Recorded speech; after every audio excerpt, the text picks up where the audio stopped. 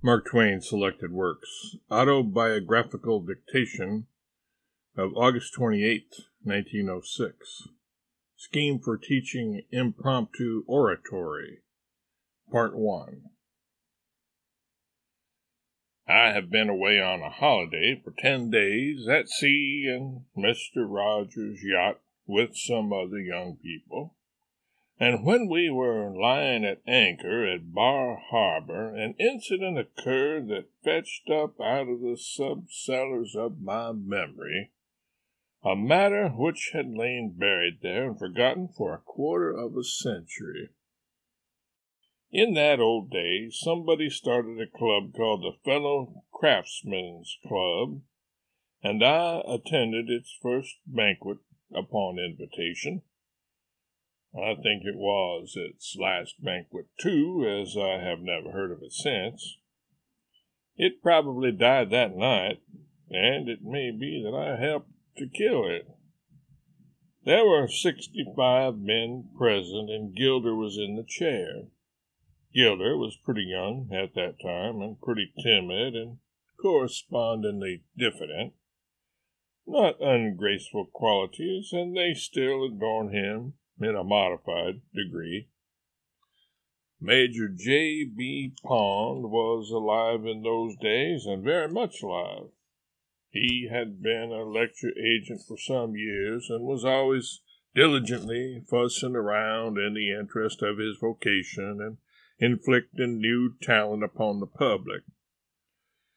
In the matter of pushing and advertising and overpraising his clients, he was conscienceless.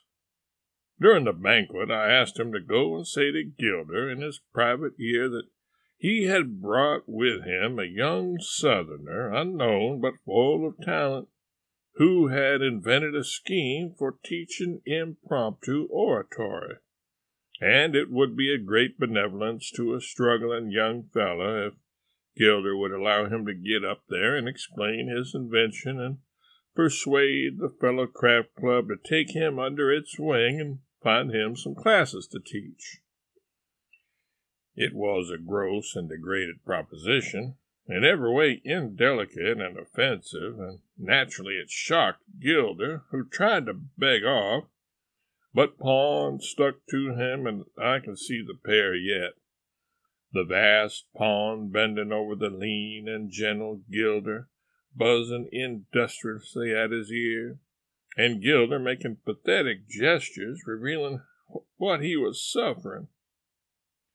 Gilder said, "Pond, I can't think of such a thing. Can't you see yourself that it is unthinkable? It is an atrocity. These people wouldn't stand for it a moment. You are always trying to crowd your goods in everywhere that there is a chance to advertise them, but this is no place for it. It would be indecent. If I should try to intrude this obscure adventurer upon these men, they would rightly regard it as an impertinence, and they would resent it. Now go away and drop the matter." But Pond didn't go away. He still buzzed, and begged and implored, and at last Gilder surrendered. When speech-making time came, he got up and haughtily and hesitatingly informed the banqueteers that there was present among them an unknown young man from the South who would like the privilege of placing before them an invention of his for qualifying novices to get up upon call and make speeches upon any subject without previous preparation and without diffidence or embarrassment. This young man, Mr. Pond sang out, "Langhorne, Mr. Samuel Langhorne." These are my first two names, but nobody happened to notice that. Gilder proceeded, "With your permission, gentlemen, I will ask Mr. Langhorne." He got no further. He was interrupted by a rising wave of dissent, which went on rising until it broke into a storm. Gilder stood there defeated and uncertain as to what he might better do. But I got up at that point, and, being recognized, was most heartily received, because the club thought they were now rid of Mr. Langhorne, and consequently they were properly grateful. I said something like this: I am Langhorne. That is my middle name. I am the inventor of the scheme which has been mentioned, and I think it is a good one, and likely to be of great benefit to the world. Still, this hope may be disappointed, and therefore I can't afford to use my real name, lest in trying to acquire a new and possibly valuable reputation I destroy the valuable one which I already possess, and yet fail to replace it with a new one.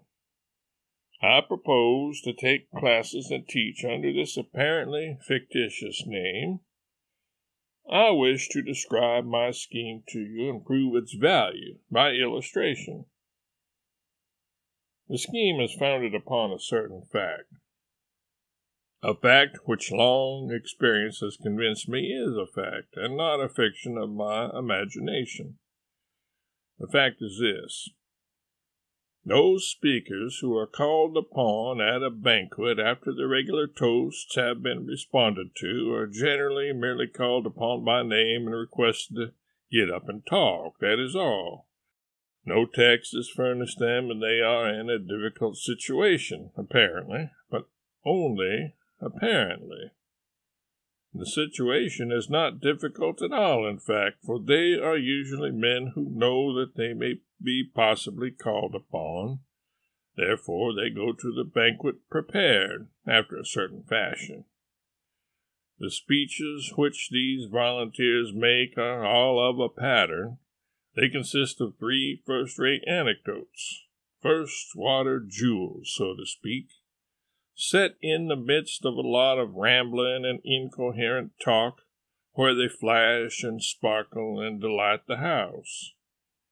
The speech is made solely for the sake of the anecdotes, whereas they shamelessly pretend that the anecdotes are introduced upon sudden inspiration, to illustrate the reasonings advanced in the speech.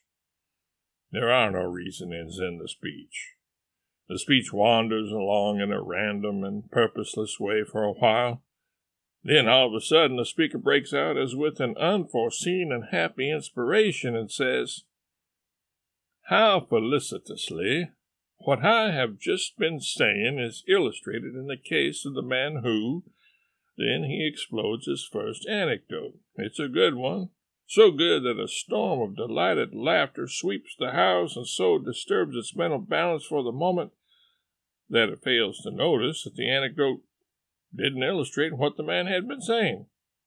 Didn't illustrate anything at all, indeed, but was dragged in by the scruff of the neck and had no relation to the subject which the speaker was pretending to talk about. He doesn't allow the laughter to entirely subside before he is off and hammering away at his speech again. He doesn't wait, because that would be dangerous. He would give the house time to reflect. Then it would see that the anecdote did not illustrate anything. He goes flitting airily along in his speech in the same random way as before, and presently has another of those inspirations and breaks out again with his "How felicitously what I have just been saying is illustrated in the case of the man who..." Then he lets fly his second anecdote, and again the house goes down with a crash. Before it can recover its senses, he is away again and cantering gaily toward the home stretch, filling the air with a stream of empty words that have no connection with anything. And finally he has his third inspiration, introduced with the same set form. How felicitously what I have just been saying is illustrated in the case of the man who... Then he lets fly his last and best anecdote, and sets down under tempests and earthquakes of laughter. And everybody in his neighborhood seizes his hand and shakes it cordially, and tells him it was a splendid speech. Splendid! That is my scheme. I hope to get classes. I shall charge a high rate because the pupil will need but one lesson. By grace of a single lesson, I will make it possible for the novice who has never faced an audience in his life to rise to his feet upon call without trepidation or embarrassment and make an impromptu speech upon any subject that can be mentioned without preparation of any kind, and also without even any knowledge of the subject which may be chosen for him.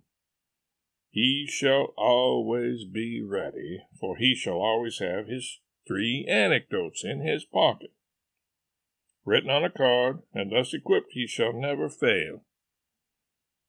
I beg you to give me a text and let me prove what I have been saying. Any text, any subject will do. All subjects are alike under my system. Give me a text. There was a good deal of buzzing among the membership. Then somebody spoke up and said, "There's a nigger in this woodpile somewhere. There is collusion. This is a put-up hand. He's got a confederate here who will furnish him a text that has already been agreed upon. We want to beat that game." Somebody else spoke up and said, "There is only one way to beat it. Let every man present choose a text and write it on a piece of paper, not allowing anyone else to see it. Then pass a hat and collect the texts. The hat shall be held so high when it reaches Gilder that he can't look into it and make a selection. He must reach up and take out the first slip of paper his fingers touch, and that shall be this fraud's text, and will beat his game." So the hat was passed, and everybody dropped a text into it. When it got to Gilder, he reached up, took out a slip of paper, and read from it, "Portrait painting." The house was delighted and shouted with a happy unanimity. "Now then, go ahead and let us see where you will come out with your scheme." I said, "It is a good enough text. I want no better. I've already told you that all texts are alike under this noble system. All that I need to do now is to talk a straight and uninterrupted stream of irrelevancies, which shall ostensibly deal learnedly and instructively with the subject of portrait painting. The stream must not break anywhere. I must never hesitate for a word, because under this scheme the orator that hesitates is lost. It can give the house a chance to collect its reason and faculties, and that is a thing which must not happen." I began with the earliest known example of the art of portrait painting, that picture in outline of the extinct mammoth, which primeval man carved upon the bone of a deer's horn, and which is treasured in a French museum. After elaborating that a little, I passed to the distemper portraits 6,000 years old furnished us by an Egyptian cemetery. Then to the figures carved at a later date upon the monoliths and tombs of Egypt. Then said with enthusiasm, "How felicitously what I have just been saying is illustrated in the case of the man who reached his home at 2 o'clock in the morning, and his wife said plaintively, 'Oh, John, when you've had whiskey enough, why don't you ask for sarsaparilla?' And he said, 'Why, Maria, when I have had whiskey enough, I can't say sarsaparilla.'"